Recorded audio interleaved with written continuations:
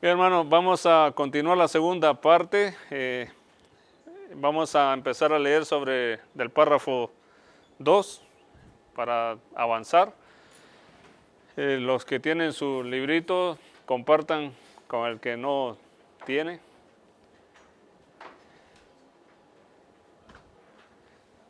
Sí. ¿Alguien me hace el favor de leer el párrafo 2? Bien, hermano. El arrepentimiento tiene que ver con lo ético y lo moral. Y si nosotros preguntamos a cualquier amigo, a cualquier familiar, ¿tú pecas? ¿Tú pecas? ¿Qué nos respondería? Sí. Si le preguntamos a un preso, ¿tú pecas? ¿Qué respondería? Si no tiene conocimiento, va a decir que no. Si le preguntamos a una monja, ¿tú pecas? No, va a decir que no. Pero tiene que ver con lo ético y lo moral, ¿no? Según la moral de la persona responden. La monja va a decir que no, el preso va a decir que sí. Pero la escritura dice que no hay quien haga el bien y nunca peque. Y que nuestras mejores obras están contaminadas. El mejor bien que hagamos está contaminado por pecado. Así que aquí estamos todos incluidos y ha sido tan devastador el pecado cometido que la confesión lo expone de esta manera. Dice, los mejores hombres. Y aquí incluimos a muchos de los que conocemos. Yo diría el pastor MacArthur, el pastor Sugel, Paul Washer, los mejores hombres, mediante el poder y el engaño de la corrupción que habita en ellos, junto al predominio de la tentación, pueden caer en grandes pecados. Y si no lo vemos así, no contemplamos la dimensión de lo que es pecado, del pecado, el poder que tiene el pecado. El pastor R.C. Sproul solía decir que el pecado no es algo que ocurrió en el jardín, sino que era algo de niveles cósmicos. Dios en el pacto de gracia, y estamos hablando del arrepentimiento en el pacto de gracia porque el arrepentimiento no viene de la ley, no es una obra de la ley, no es un fruto de la ley, es una gracia dentro del pacto de gracia. Se nos concede el arrepentimiento dentro del pacto de gracia. Dios en el pacto de gracia ha dispuesto misericordiosamente que los creyentes que pequen y caigan de esta manera sean renovados mediante el arrepentimiento para salvación. Así que, ¿por qué razón nuestra salvación está segura? ¿Por qué decimos que el salvo siempre es salvo? Porque Dios se ha asegurado la preservación de los creyentes.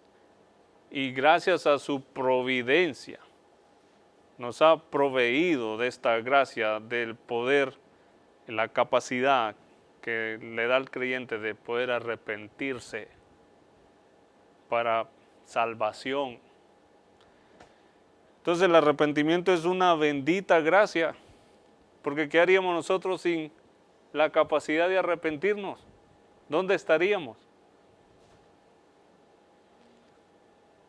Si alguien puede leer el Salmo 130, verso 3, imaginémonos que, no sé qué tan grave sea esto que le voy a decir, pues imaginémonos que Dios, los ojos de Dios fueran como rayos láser, de esos rayos ultravioleta que ven como radiografía nuestra alma. Si Dios dispusiera ver nuestros pecados, dice, ¿quién se mantendría en pie? Nada, nadie. Ahí se prenden todas las sirenas en rojo, ¿no? Todos salimos defectuosos, todos. Entonces, en la obra de redención, en nuestra salvación, se nos ha dado el arrepentimiento. Y el segundo párrafo, el tercer párrafo lo llama que es una gracia evangélica. Es una gracia evangélica. ¿Por qué razón? Porque es un elemento que se hace presente en el Evangelio. Es una gracia producida por el Evangelio. Es el Evangelio el que lleva a la persona a experimentar el arrepentimiento en su vida. Sin el Evangelio, sí, amén, es resultado de la regeneración.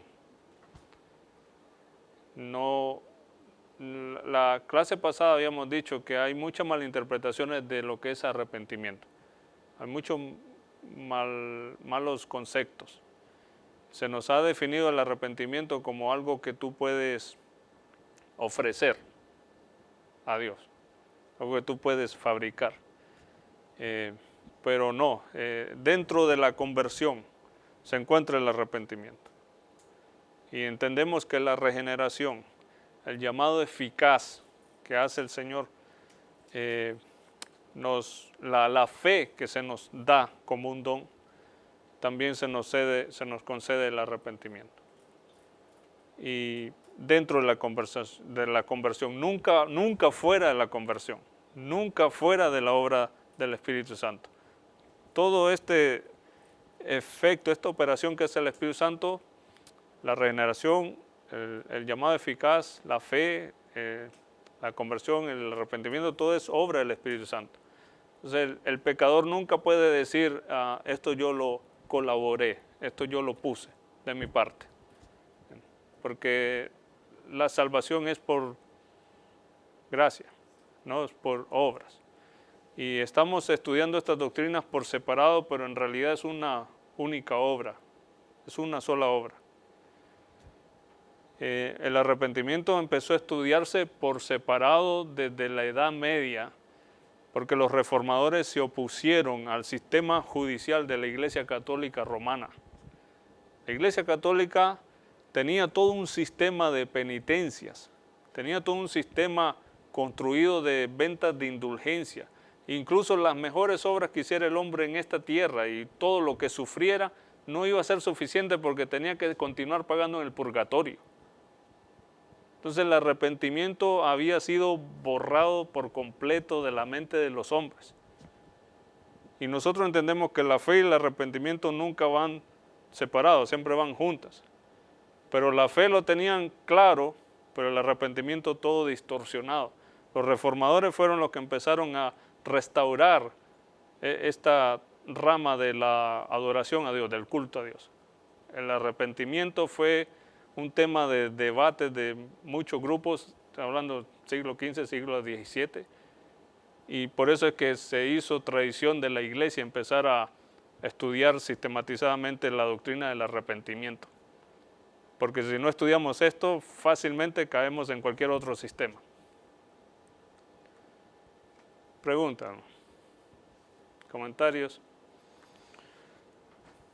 Bien, entendemos que es una gracia evangélica según la confesión nos muestra, dada a una persona, y quien la hace es el Espíritu Santo. Pero notemos esto, dice, el Espíritu Santo hace consciente.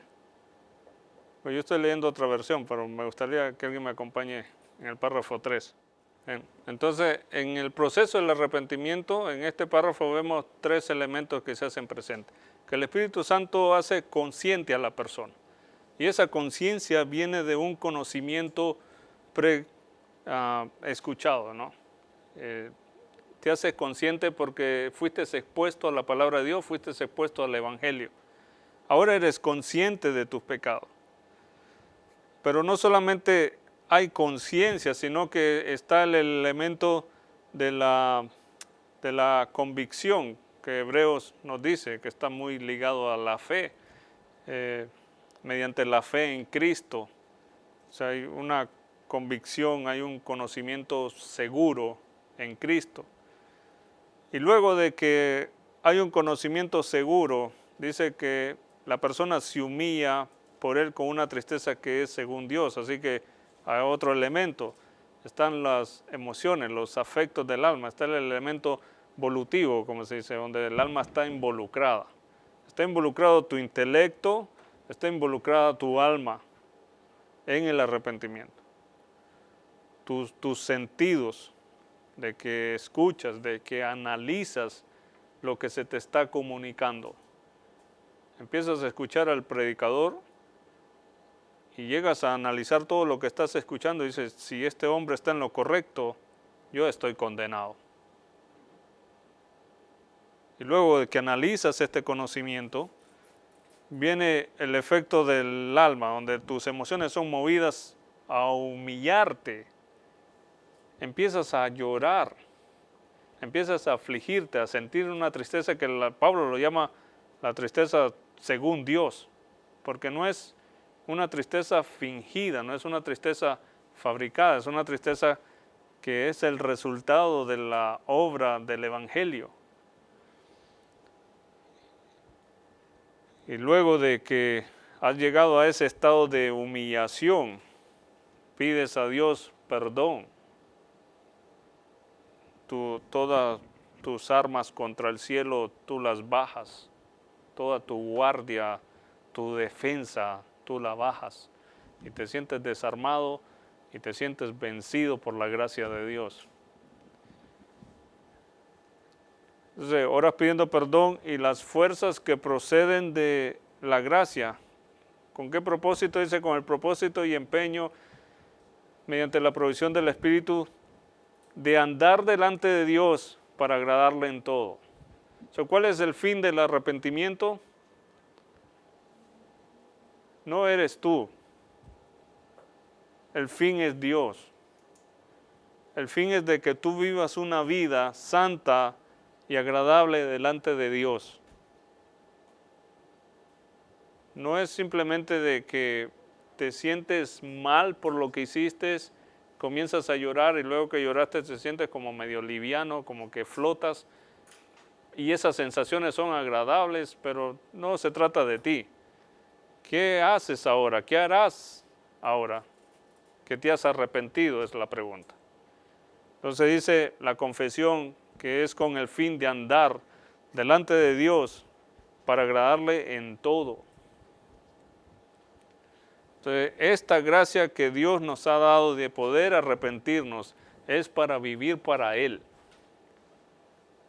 Entonces, si vas a vivir para Él, eso tiene muchas implicaciones, porque por esa razón estamos todos aquí, congregados juntos.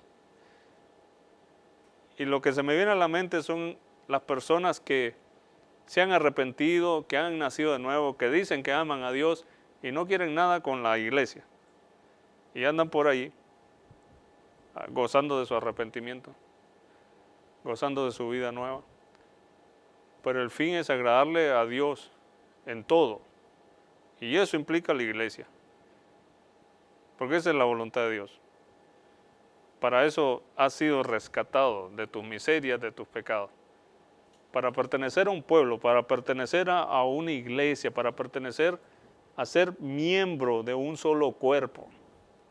Entonces el arrepentimiento tiene como fin de que esa vida nueva que has recibido, ahora la vivas para Dios.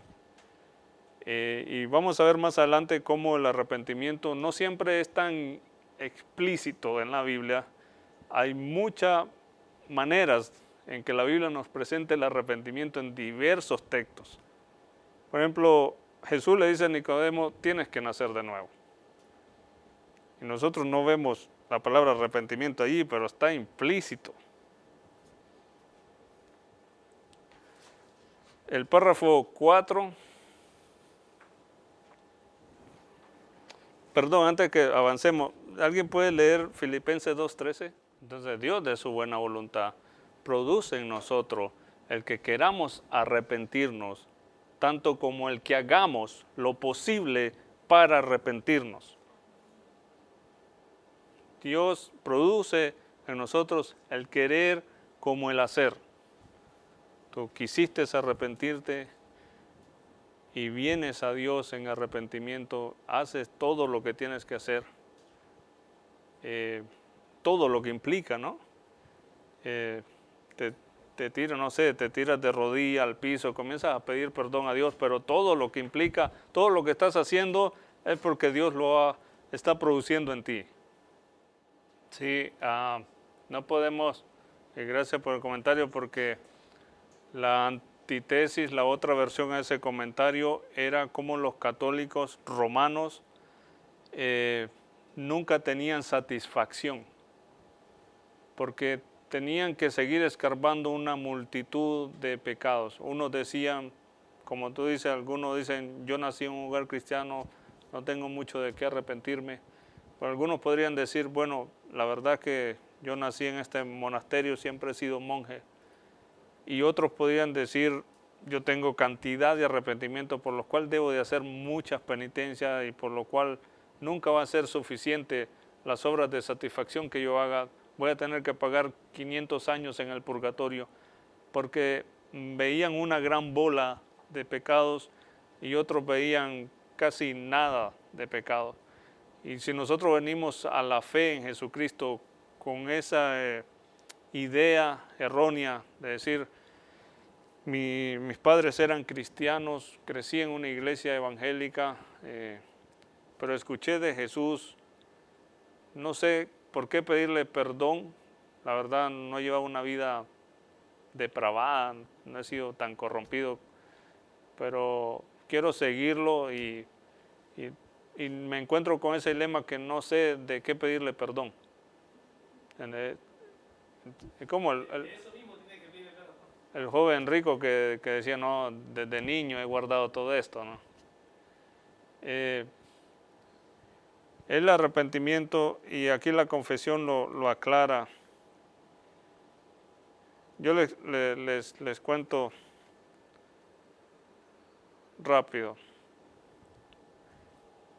Una razón por la que me sentí como que tenía que arrepentirme, puede sonar bobo, pero el Señor usa la palabra porque es su palabra. Pero una vez escuché que el hombre no tenía que ser perezoso, sino que tenía que observar a las hormigas cómo trabajan y guardan. Y ese texto me caló tan hondo que pude ver mi pereza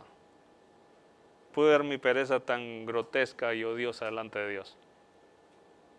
De verdad, el ejemplo de las hormigas y está ahí en la Biblia, pero ese texto me llamó al arrepentimiento. Porque los perezosos no heredan el reino de los cielos. Entonces, quizás otros tengan muchísimos pecados que arrepentirse, pero no se trata de buscar un arrepentimiento para... ¿Cuántos arrepentimientos se necesitan para cubrir la cantidad de pecados que vienen a mi mente? El arrepentimiento es uno dentro de la obra de conversión. Pero es también no solamente para vida, no solamente para conversión, es para salvación. Y como nuestra salvación todavía no está completa hasta la glorificación, hasta la venida de nuestro Señor Jesucristo, el arrepentimiento sirve para toda la vida y debe de continuar para toda la vida, no como un requisito, sino como un deber para el creyente. Porque el arrepentimiento no es una obra que los impíos producen, es una gracia dada a los creyentes, al creyente, al regenerado, al nacido de nuevo. Se le da la capacidad de arrepentirse para preservación, para salvación. Puesto que el arrepentimiento ha de continuar, dice la confesión, a lo largo de toda nuestra vida. ¿Debido a qué? Debido a que el cuerpo en el que estamos es un cuerpo de muerte y sus inclinaciones son pecaminosas. Es por lo tanto el deber de cada hombre arrepentirse de los pecados. Antes no podías. Antes no se te demandaba que lo hiciera, no podías, estabas muerto. Pero ahora se nos demanda, ¿por qué? Porque ya se nos dio el poder, se nos dio la capacidad. Y eso se nos demanda. Ahora puedes. Ahora no tienes excusa. Ahora debes de caminar en rectitud, en obediencia, en santidad. Ahora debes de odiar el pecado, ahora debes de rechazarlo. Ya no tienes que tener negociaciones con el pecado. No tienes ninguna alianza. Así que específicamente de los pecados concretos, eso es lo que quería llegar. Los pecados que tú conoces, lo que se te son tan evidentes, tienes que arrepentirte de eso. Yo no puedo arrepentirme de lo que no conozco, de lo que no veo. Tiene que haber conocimiento.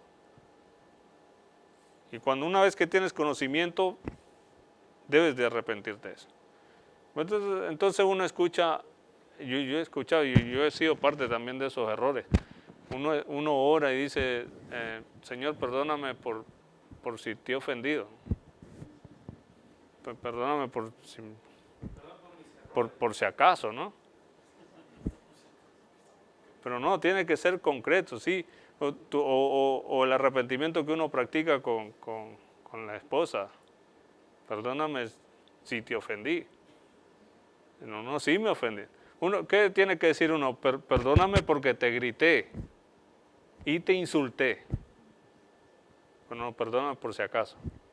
Entonces, ese un arrepentimiento no tiene sentido, ¿no? Tiene que haber un conocimiento y un arrepentimiento de pecados concretos. Dice, perdóname por si hay pecado oculto. No es que hay pecado oculto, es que el Señor no nos va a juzgar por lo que desconocemos. Nos va a juzgar por lo que sí sabías y no hiciste. Santiago 4:17 dice que el que sabe hacer lo bueno y no lo hace, le es pecado. Porque lo sabes, lo sabías. Tenías que arrepentirte y no lo hiciste. El arrepentimiento requiere una conciencia, un conocimiento de uno mismo. Sí, no se niega la parte en que la voluntad de Dios es que nosotros seamos intermediarios, intercesores de otros, pero el hecho de que yo interceda por mi familia, por mis hijos, por mi esposa, eso no garantiza de que sus pecados van a ser cubiertos porque yo soy el intercesor. Simplemente habla del corazón de Job, habla de la persona de Job delante de Dios, pero no garantiza que ya sus hijos están cubiertos, ¿entiendes? Por eso.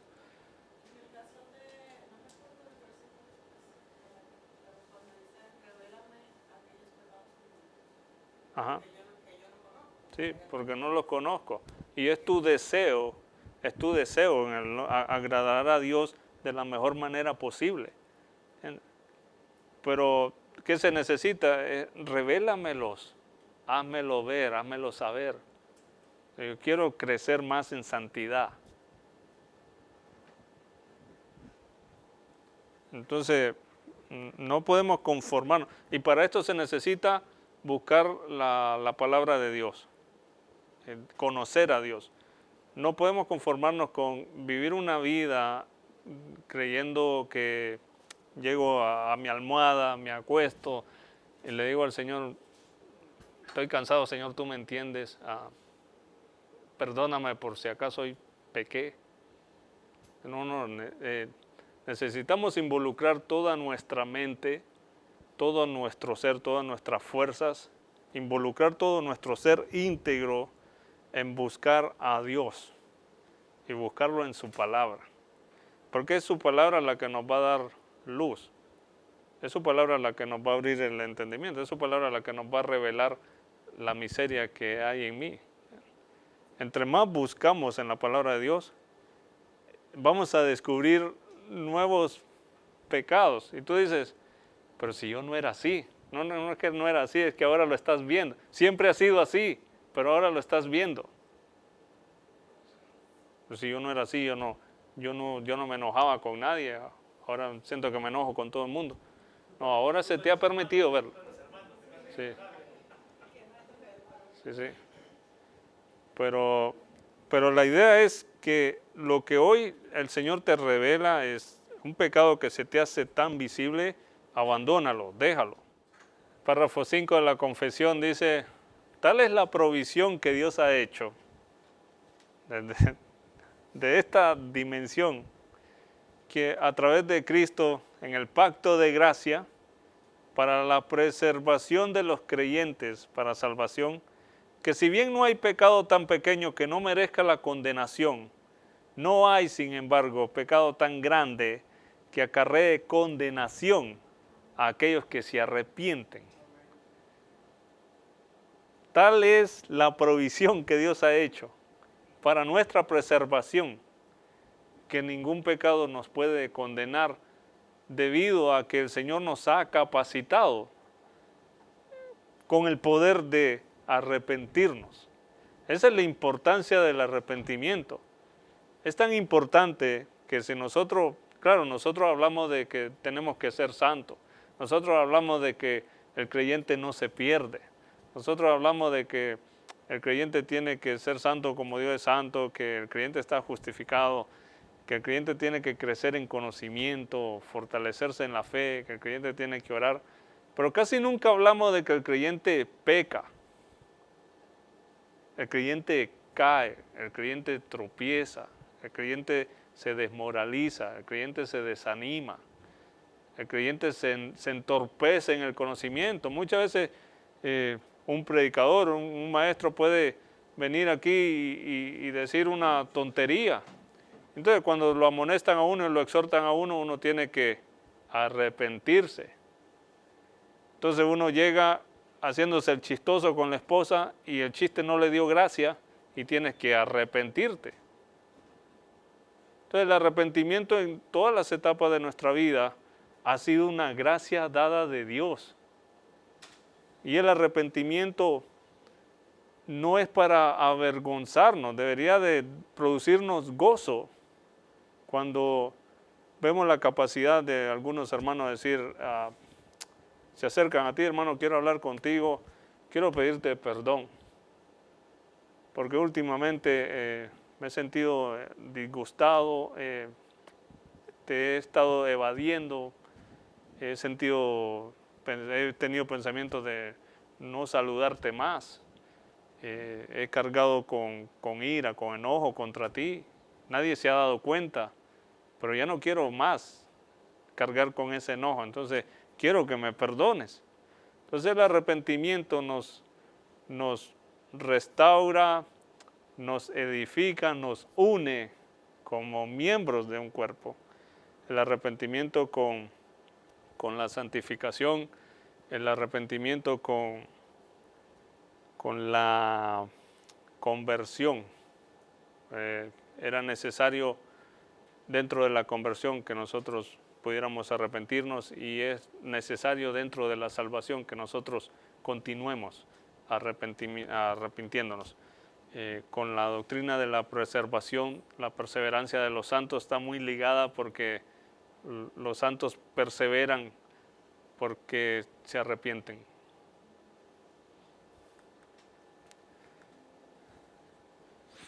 Vean lo que encontré, hay uno de los máximos teólogos reformados, Herman Bavinck,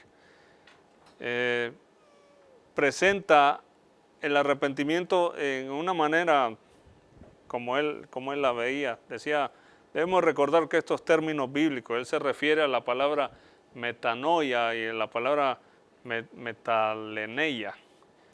Metanoia era el cambio de mente, un cambio de pensamiento, y la palabra metaleneia era un cambio radical de dirección, digamos. Como muchos lo presentan como un giro en U. Una manera diferente de vivir. O sea, los hábitos que tú tenías pecaminosos ya no los haces. Ahora los has sustituido por nuevos hábitos en tu vida nueva. Esos cambios externos que uno dice, hay hermanas que al principio dicen, bueno, el maquillaje lo usaba para ir a la discoteca, ahora que voy a la iglesia ya no me voy a maquillar. Pero entendemos, ¿no? Es en el inicio de la fe. Luego vienen todas maquilladas. Pero ese cambio externo es metaleneia. Ahora el metanoia era los pensamientos, las obras internas del pecado que nadie las veía. Ahora hay un amor, una pasión por Cristo.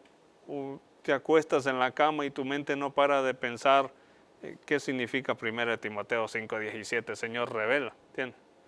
Esa metanoia y la metaleneia. Babin dice, debemos recordar que estos términos bíblicos, a los que llamamos arrepentimiento o conversión, no se definen lógica dogmática, sino que se usan de diversas maneras en un sentido más amplio o más restringido en la Biblia. Babin da varios ejemplos. Dice, Jesús le dice a Nicodemo, tienes que nacer de nuevo. Está arrepentimiento. Pablo implica que debemos ser crucificados, enterrados y resucitados a una nueva vida en Cristo, Romanos 6. Enterrados, crucificados y resucitados, arrepentimiento. Colosenses 3:5 dice que debemos hacer morir nuestra naturaleza terrenal. Hacer morir, arrepentimiento. Romanos 8:4 dice que caminemos según el Espíritu, arrepentimiento. Romanos 6:11 dice estar vivos para con Dios en Cristo.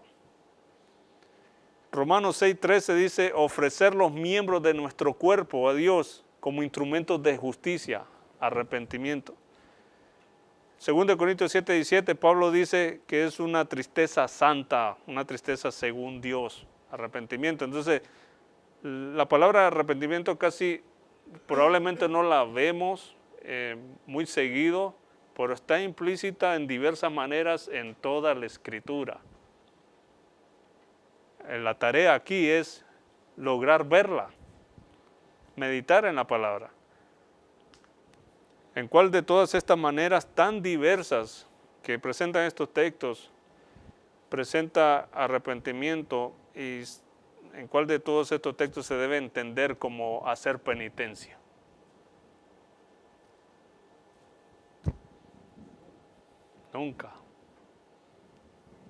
Nunca la Escritura nos mandó a hacer penitencia para agradar a Dios.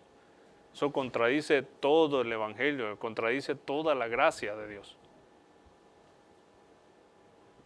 Entonces, vinieron el sistema católico romano, tomó la doctrina y la distorsionó tanto así que empezaron a imponer penitencia, y penitencia no simplemente que tú las hicieras, sino que nunca iban a terminar, y por otro lado siempre ibas a estar dependiendo del sacerdote. Estabas amarrado al sacerdote de por vida, porque el único que podía dar satisfacción, plena satisfacción de tu obra era el sacerdote. Ni siquiera es convicción del Espíritu Santo, ni siquiera es la obra interna del Espíritu Santo, sino lo que el sacerdote dijera. Y no solamente obras de satisfacción, sino incluso obras de supererogación. Palabra tan difícil y más difícil de entender como la palabra de Dios que nos mueve a obedecer a Dios en todo lo que Él nos ha mandado. Pero entonces yo vengo y le digo a Dios, he hecho esto que me dijiste y un poco más. Entonces las obras de supererogación que los sacerdotes imponían era que si un laico, un campesino viniera y dijera, Padre, he cumplido con los 10 Padres Nuestros que me mandaste a rezar, según las Escrituras, si era de acuerdo a las Escrituras, entonces, pero también hice 2 más, por si acaso. Me mandaste a caminar de rodillas 100 metros, pero caminé 500 metros de rodillas, por si acaso. Entonces, no solo obra de satisfacción, era obra de supererogación, ir más allá de lo que la Escritura establece, para buscar satisfacción, arrepentimiento. Entonces vemos qué tan lejos se había ido la Iglesia Católica Romana. El hombre nunca iba a estar en paz con Dios.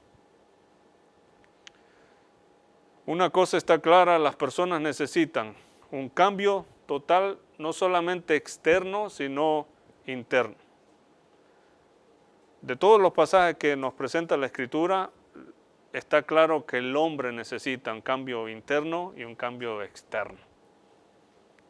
Y eso solamente Dios nos podía capacitar. Calvino decía, escribe esto para concluir, dice: la doctrina en su totalidad fue arrasada de la mente de los hombres, o por lo menos la mitad de la doctrina fue enterrada. Si en cualquier tiempo estos sacerdotes hablan de arrepentimiento, solo miran como con desprecio a cosas principales y se ocupan enteramente en ejercicios externos al cuerpo que, como Pablo nos asegura, no son de gran utilidad, sino que es una terquedad intolerable que la mayoría de ellos van tras la sombra en lugar de la sustancia. Y pasando por alto la doctrina del arrepentimiento verdadero, dedican toda su atención a sus ayunos, a sus vigilias y a otras cosas que Pablo los llama rudimentos del mundo. Sustituyeron el arrepentimiento por todos estos viajes a Roma, por todos los años que se encerraron en un monasterio y por todos los latigazos que se dieron. Entonces, ¿cuál es el peligro? Que nosotros tenemos que aprender de la historia y no repetirla. Porque muy fácil se nos puede presentar un nuevo sistema de arrepentimiento.